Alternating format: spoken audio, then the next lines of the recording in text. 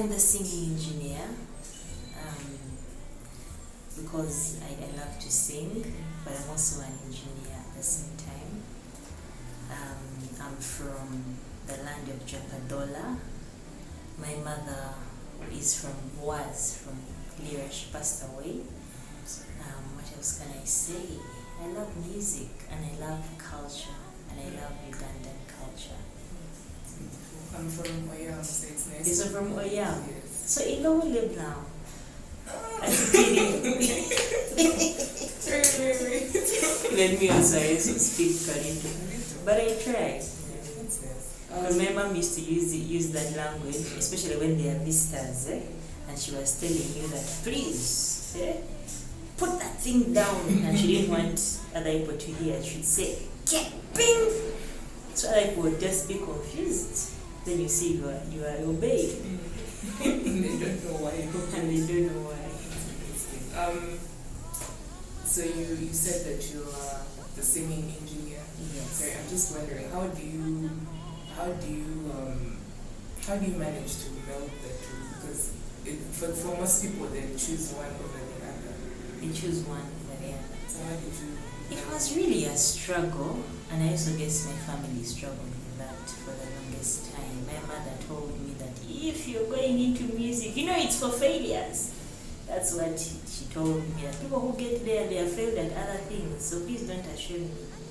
Yeah, but I had to reach a point, and I realized that this part of me, I found out that my great-grandfather was also a musician, and he had the same challenges. So I realized that it played a certain role in my life. So I did the engineering for some time. Then when my mom passed away, we had to reorganize ourselves in the family. Then I found myself back in Kampala. And then I worked with other people for some time. Then the music, the celebration came back. And that's when I had to rediscover myself.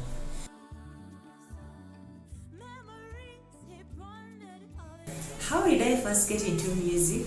There was a lady called Tina Kaijabwango. She made an advert on Radio 1. They were looking for singers for the Blood Brothers. So I was trying to do something. I think that time I had just left. I was still at campus, so I was trying to get something else to do that was exciting and what. That when you're trying to look for your flame a bit. So when I had her, I called her, I told her, hi, I'm Daphne, can I come for the what? It was an interview or something, or an audition. Yes, so I told her, can I come? She told me, no, you come to Bunga, what, very professional. I was like, yeah. So I went there. There was another chick who went there, so I went and I sang for her. And then she was like, oh, we'll keep you. And the other lady, they let her go. So when I went there, it's like that's where my training began. I didn't know that you could sing in the shower, but when it got to the stage, it was a different thing. So I learned like that. I did backup, reggae backup actually. That was the first band that was in the Black Brothers. It taught me a lot. And that's how I started. After that, I think I did reggae enough. Now I liked jazz, so I wanted to explore with jazz. I met some guy they call him Achiro. He's very dangerous and deadly on the keys. Yeah? That guy can play progressions that move the other side, progressions that turn water into wine. So that was Achiro. So I sang with him. He brought out now the jazz part of me. Then after some time, when I left campus, I joined Lillian in Bawazi. I did her backup for some time. Now Lillian taught me how to perform. Because she had stage presence, she had command of the crowd, she was confident, so she taught me a lot there. So yeah, so I learned that. After some time, I started working. I went up country and I did my engineering things. When I came back, after my mom had passed, actually, that's when I came back. Then I started singing in my own stuff now, my own language, my own songs, I started recording. That's really my musical journey. It has been like that since.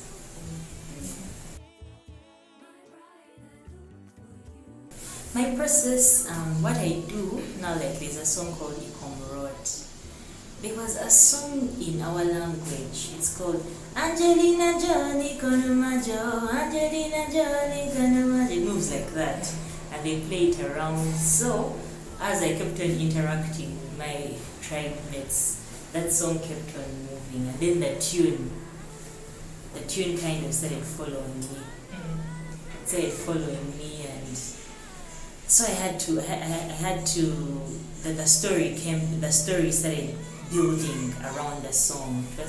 I found myself liking African tunes. So what would happen is that tune would play. After some time, the storyline kind of plays in my mind.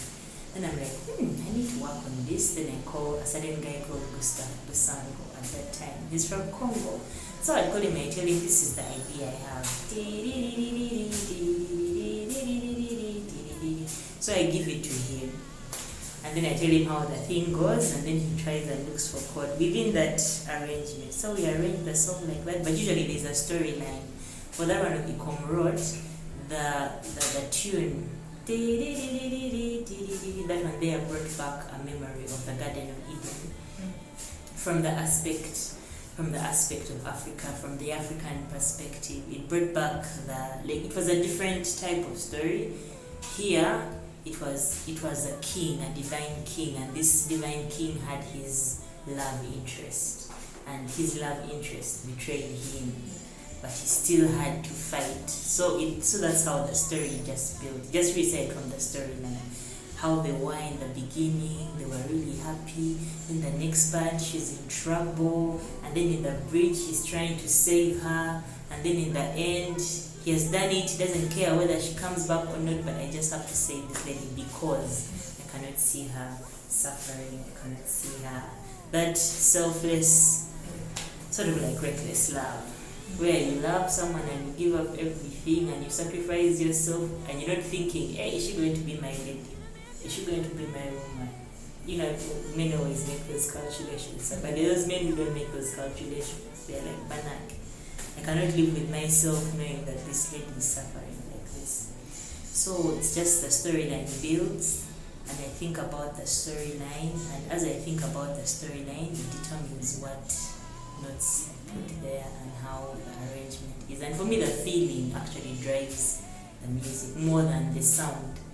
There are those people who do music and like, this sounds good, sounds, but for me it's like the feeling. If it's a low point, I have to bring it to a low point. If it's a high point, I have to think about the feelings, and those ones guide the melodies. That's how I write usually.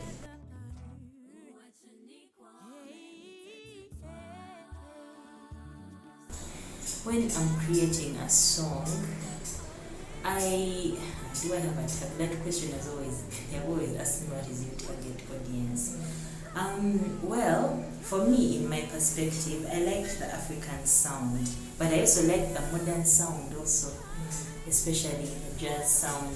But what used to happen is maybe the African sound was too conk, and the palatability of it was not very easy. Also for me, it was not as palatable in its conkness, but there was a beauty there. So as I create that music, I'm looking for those ones who enjoy the African sound. They really enjoy it and they like it, and I want them to appreciate those parts, those aspects of the African sound in a palatable and modern platform. So it's like a love child between the modernity, and I have to pull out the beautiful aspects of the African sound and also combine them with the current influences. That's usually what guides my process, and those are the people who I'm looking for. Those are the people who I'm serving. Those are because it also happened to me. I listen to a nice song. It's a nice thing. I pick one thing from there, but it's not as palatable. So I try to bring out the beauty. I also notice from our side, sometimes the songs sound like people are quarreling. So softening it a little bit just to bring out the beauty is also important. Sometimes people sing, and for them they sing, their emotions are in the place, but they're not thinking, okay, the voice, they're not working maybe on the voice or the something is beautiful there, but the palatability is lacking there. So that's the crowd that I target. Those are the people who I target.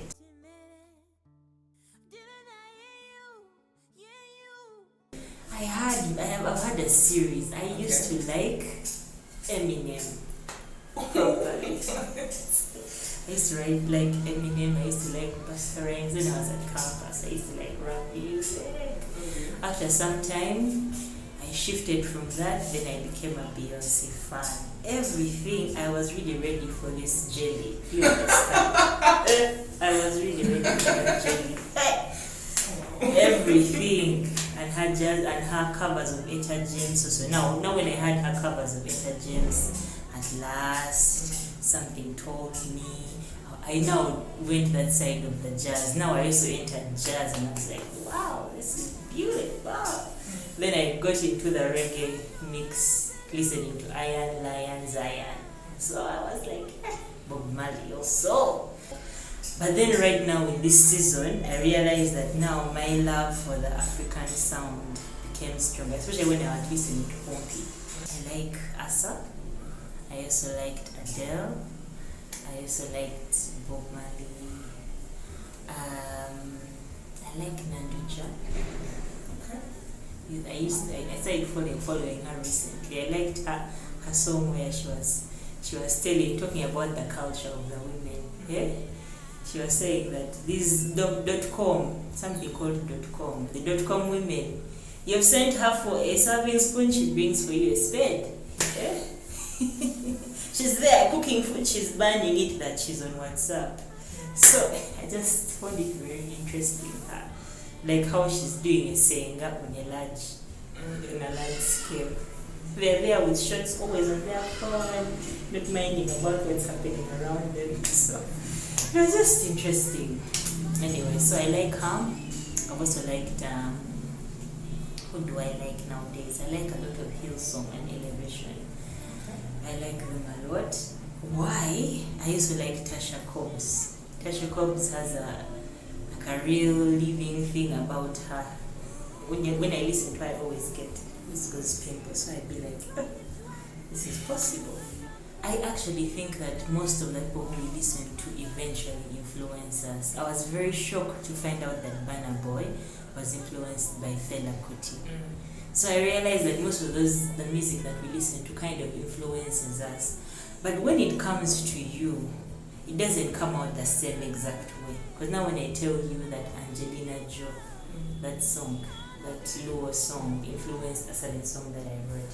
When you listen to the two different songs, they really sound different. You can think it's another thing. So I think it influences you a lot. Because I find myself, because I had a friend called General Zabu, and he used to chant like Buji Banton. And I had been performing with him a lot. So with time, I found that there was a certain aspect in my music that had a chanting thing about it. So that he also influenced me somehow. So I just think definitely. So she used to cook them meals on Sunday. Manu bedi china, hey, Manu bedi china, Manu bedi china. What I remember working with Lillian, we went for blankets and wines in, I think it had just come, so it was in Kenya. We had gone there, and then I was singing Asa, and the guys came running to the stage. They were so excited. They were like, it was that jailer song. They said, ooh, they came running, and it was raining that time. So I was like, their response was really good, and it was very memorable for me. Even performing with her and her energy, like she would go on the stage and set it on fire. Come rain, come sun. Yeah, so it was a good experience. With the Blood Brothers, the memory, they had something called a rubber dub, and there was one of them that I liked a lot. I was doing backup, but all the voices were in sync. I used to back up with Tina, Laura, and I myself. But those voices were so in sync. Like we had sung long enough, and even the person who, some people would even come when they have not rehearsed with us and they have their song and we come up with backups. And they would be on point. I noticed that symphony and that harmony was very memorable for me. Yeah, then also I also worked with Shaka. Shaka Mayanja on the Ritz Warriors, Blankets and Wines, and also Roast and Rhymes. Yeah, he one of the things I liked about him specifically was his work ethic. Because I noticed that usually the reggae artists have that leave it to the wind and flow. And like if the wind hasn't flown in your direction, things are not moving. But Shaka used to take it upon himself. Rehearsals on time. Rehearsals serious. You come to rehearse, you vocalists, when the instrumentalists are ready, and it's something I really commend. His work ethic was really good. So those are things that I guess were memorable for me. How about on your own? On my own, I did the Pearl Rhythm Foundation. I did the Pearl Rhythm Foundation, that was at the National Theatre last year actually. And we opened a show with my group. We had only a drummer, we had the vocalists and a bassist. Our group was very acoustic and basic, but the sound was good. Like the performance actually came out, people actually danced at the end of that, and it was a different thing. So that was actually, I really liked that. I really liked that performance. Then another thing, I was doing something called the Unpainted Canvas, and I got to redo one of my songs with Nevixon. That was at the Design Hub. That was also a memory. It was also good. It was good to see his translation of the song, and I called different artists to come and do something there. So that was something good.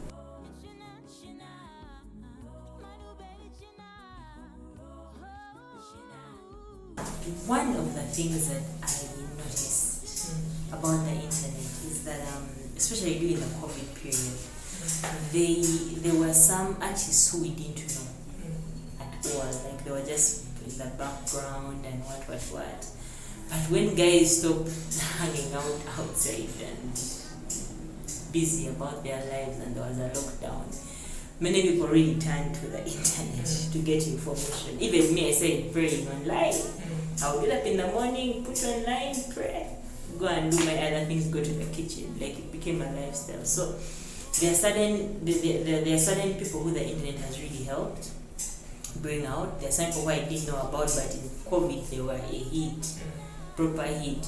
So it depends on where people were standing and what they have been up to. I also heard that this Zoom guy had been like struggling with his company and his idea, trying to get him this, but during COVID, everything just went what? So I guess it just depends on where the artist was and what they have been doing and how they've been organized. Now you realize that during this COVID period, having a following was very important. Having a content plan was actually very important. Because even me, I find myself following people to see what they're doing, yeah. Especially guys who are doing how-tos, guys who have interesting things. Because the entertainment is not like so much in the bar. People are not moving too much because they're fearing. So it depends on where the artist stands or where they were at that point. But some people, it has helped them. Do you have your music on any platform? Yes, I do have it on DistroKid. Okay, DistroKid, all the platforms, iTunes, all of them, Spotify, I have them all. I think I uploaded it during the COVID period. Oh, but he looked into her eyes, the window. Well, what I've noticed about the music industry, especially this side of Africa, the issue of copyright is not very, very strong. So people create ideas, but there's nothing to reward for that creativity. So you can replicate anything and recycle it, and there's no reward for that. But if creative content can be the copyright thing can apply to creative content, whether it's beats or it's this, I think it can allow for more innovation in the music industry, more ideas, newness of things. It can also set us aside. I also feel like the music industry has always been separated from whatever is happening in the country. The musicians, let them go and dance that side, man. For us, we're talking serious business. It has always been like that. Like this one, you go and sing that song. But there is no purpose and function. They don't really work together. They don't work to see. Or if they're working together, it's supporting this party or that party, or sing about this party.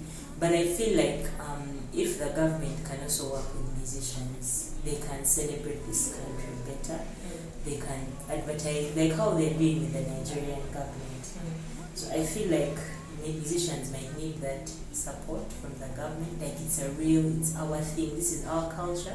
We are like the face, maybe the face of the country, and this is what it looks like. So you find that people are always just doing things on the side, and the government officials are like, let them go and dance that side there.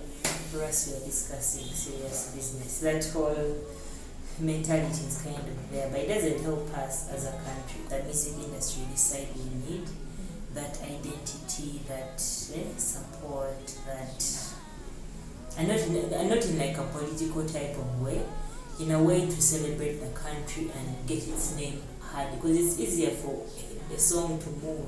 You can write down your policies in parliament, there you write them and put dots and commas and words, you stand. But people will not know about Uganda. You cannot put that on the internet like a paper. Policy. You will need musicians if you want to be seen, if you want to be appreciated. It's your musicians who will kind of spread your culture and be like, hey, Nigeria, then people will now move and focus on you. So I think that there's that, what is it called? There's that unity and collaboration that has to be there, and also that awareness that it's an important thing also. Because people think it's not important, it's irrelevant. In fact, if you go and tell your relatives that maybe you're singing, they will say that, yeah, in the bathroom. Where? In the choir. Where? Yeah? What is this one saying? Didn't you go to school? So, those are the things. That's what I can say about the industry. I think there are just two categories of Africans. Like even me, myself, if I'm to look at my category of African, I used to like Muzungu things. I was like, Panange, white supremacy. So I was on that plot of everything white is beautiful and nice. The beats, I'm like, yeah. If you bring for me your drums, I'm like, yeah. You think I practice witchcraft? Please. And I be on my white plot. But with time, as I told you, I found myself finding myself also. I started appreciating it. And I really started appreciating, even up to now, the things I used to like, I enjoy so much. I just find myself wanting to get rooted. Yeah? Like I find there's a rooted sound that I try to keep drawing to myself, and I guess there are really Africans who appreciate the African sound. You can also see it in parties. You go, you play your Muzungu things, and people are like, then you bring Nigerian beats and people's waists start working. People start squatting like this, and you see left, right things, and then the ladies and their bands. So, they like that music. It's kind of inside there. Yeah. But for the people who don't, I think it comes down to that issue. Palatability. You get, as I told you earlier. Because even me, I was there, the music is so conk. Yeah. Like you're drinking some lemon there, and then you're like, maybe you add some water.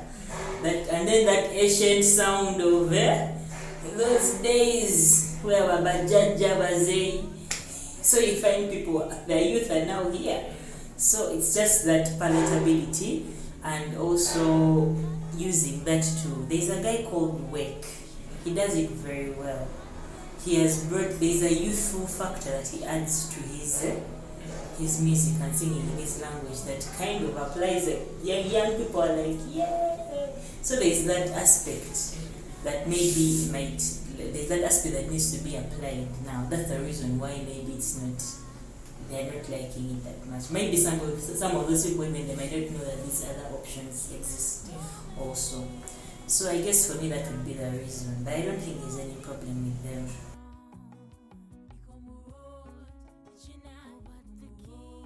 Who would I meet if the person who really inspired me is some guy from Zimbabwe called Pompey.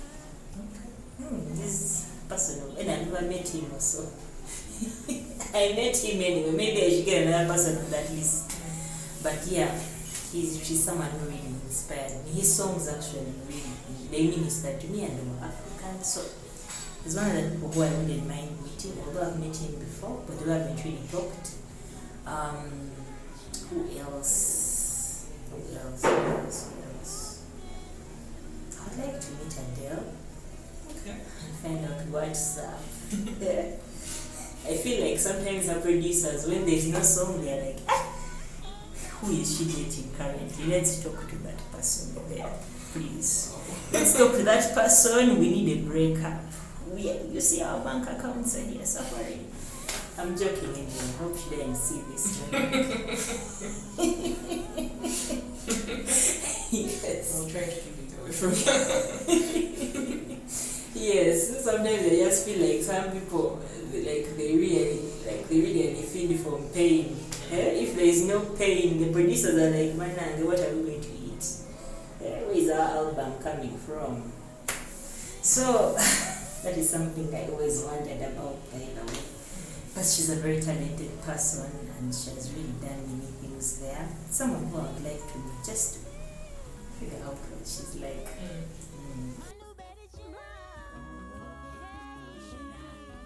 I guess for me, my advice for people who want to make it into the industry, walk there by faith. If you feel like you have it, one of the things that I've also learned and observing people who I have sung with and who I've known from those days is that force, like work is equal to force times distance. I'm not reading my engineering.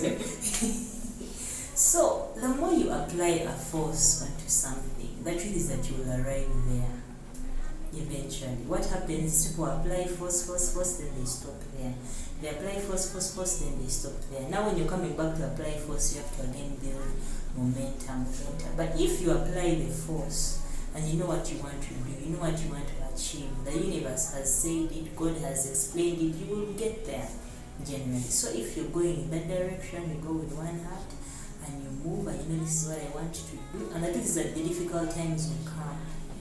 The difficult times will come. There will be that point where you're pushing the boulder and it's going uphill, but it will eventually curve to the other side of the hill and just start rolling and you don't even have to push it anymore.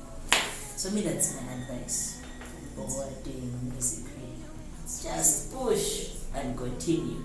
I remember, why am I saying this? I remember Levikson. We went for the same, it was something called Mirrors.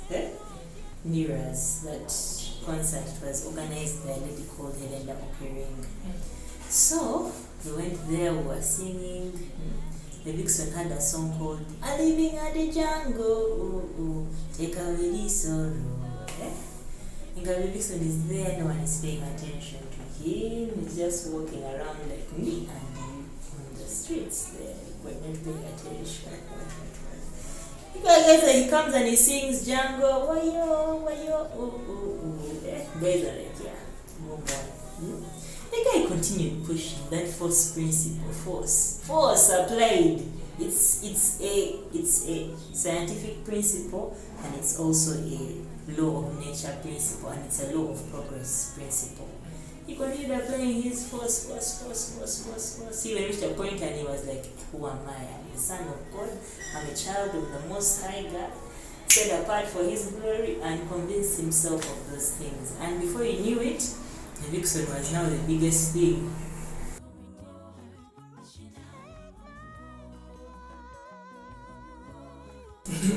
So guys, yeah, I love you so much. Follow me. I am Achiro, Uganda. I'm the singing engineer.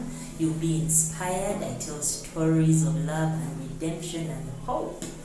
And I do this because I want to see hope, redemption and love in this nation, in this country, in your life. And I love Africa. Peace. Oh, one more thing. Do you have any new music coming out soon? Yes, I have some songs that I'm working on. One of them is called Dakuna.